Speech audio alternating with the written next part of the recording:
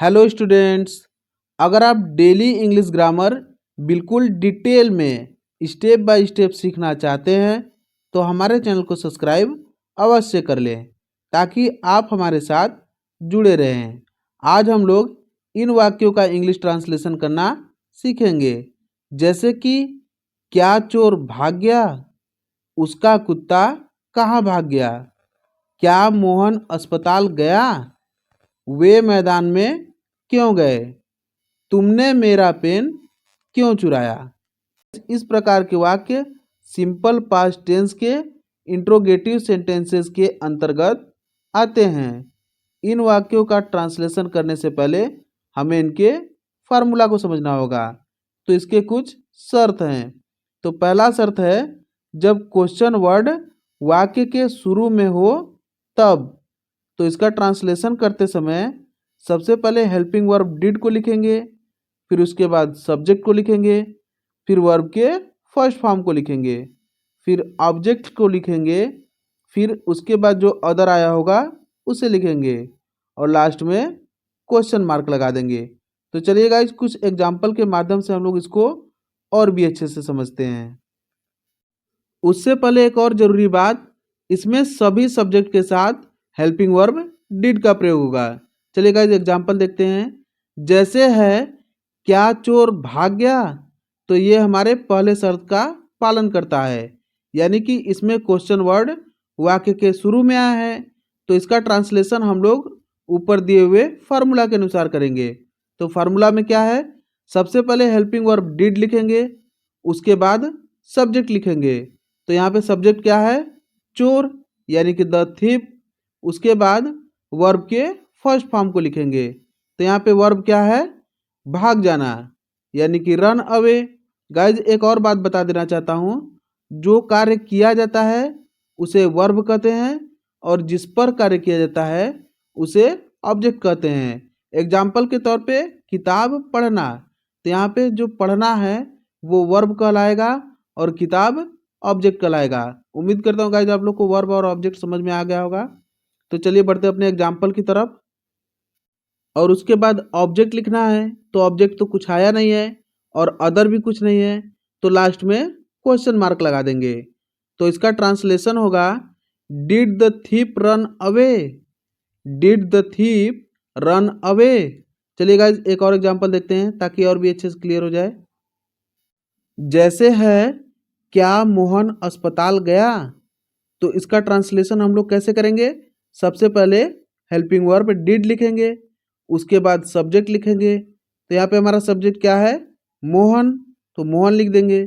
फिर वर्ब के first form को लिखेंगे। तो वर्ब क्या है, जाना, यानी कि गया, तो गो लिख देंगे। फिर ऑब्जेक्ट लिखेंगे, तो कहाँ गया, अस्पताल, यानी कि हॉस्पिटल। फिर उसके बाद अदर, तो अदर में कुछ तो आया है नहीं तो उसे छोड़ देंगे और लास्ट में क्वेश्चन मार्क लगा देंगे। तो इसका ट्रांसलेशन होगा, did Mohan go to hospital, did Mohan go to hospital. उम्मीद करता हूँ गाइज आप लोग को अच्छे से समझ में आ रहा होगा। चलिए गाइज, एक और एग्जांपल देखते हैं। जैसे है क्या वह नहा लिया, तो इसका ट्रांसलेशन कैसे होगा, सबसे पहले हेल्पिंग वर्ब डिड लिखेंगे, फिर उसके बाद सब्जेक्ट लिखेंगे। तो यहाँ पे हमारा सब्जेक्ट क्या है, वह, यानी कि ही। उसके बाद वर्ब के फर्स्ट फॉर्म को लिखेंगे। तो यहाँ पे हमारा वर्ब क्या है, नहाना, यानी कि बात। फिर ऑब्जेक्ट भी कुछ नहीं आया है, अदर भी कुछ नहीं आया है, तो लास्ट में क्वेश्चन मार्क लगा देंगे। तो इसका ट्रांसलेशन होगा, डिड ही बात, डिड ही बात। चलिए गाइज, एक और एग्जांपल देख लेते हैं।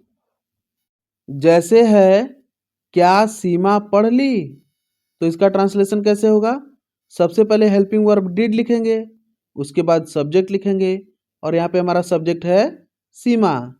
फिर वर्ब के फर्स्ट फॉर्म को लिखेंगे। तो वर्ब है पढ़ना, यानी कि स्टडी। फिर ऑब्जेक्ट तो कुछ भी नहीं है और अदर भी नहीं है, तो इन दोनों को छोड़ देंगे और लास्ट में क्वेश्चन मार्क लगा देंगे।